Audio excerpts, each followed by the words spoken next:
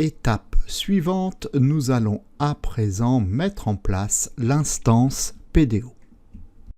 Allez, maintenant que la base de données est en place, bien nous allons, pourquoi pas, commencer par mettre en place l'instance PDO. Donc voilà notre projet, il n'y a rien dedans. On va déjà créer un dossier qu'on va appeler CNX et dedans, on va créer un fichier qu'on va appeler cnx.php. Et donc lui va contenir l'instance à PDO. Donc là, on va ouvrir PHP, voilà, et on va ranger l'instance dans une variable qu'on va appeler $cnx pour pas changer, et donc elle vaudra new PDO. Donc voilà qui est fait. Bien, on sait que quand on instancie PDO, on attend 3 paramètres. Donc le premier, nous on va l'appeler $dsn, le deuxième $user et le troisième $pass.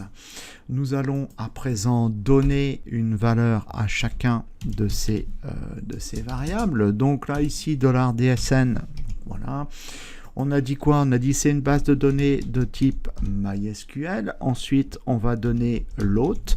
Alors, l'hôte de notre serveur, ici, on est en local. On va dire que c'est localhost. Si vous êtes sur un serveur distant, cette info vous aura été fournie par votre hébergeur.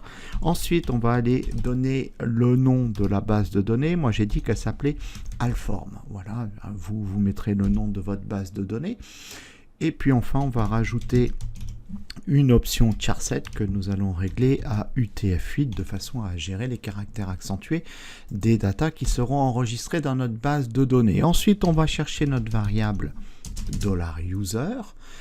Donc ça, c'est le login de connexion à l'interface de PHPMyAdmin. En local, c'est root. Si vous êtes sur un distant, info fournie par votre hébergeur. Et enfin, on va remplir le mot de passe d'accès à PHPMyAdmin.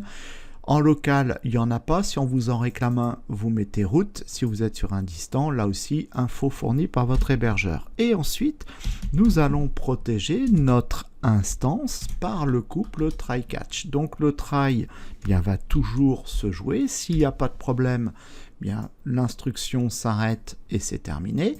S'il y a un problème, c'est le catch qui va se mettre en place. À ce moment-là, on va lever une exception, on va faire un PDO exception, on va réaliser une variable E.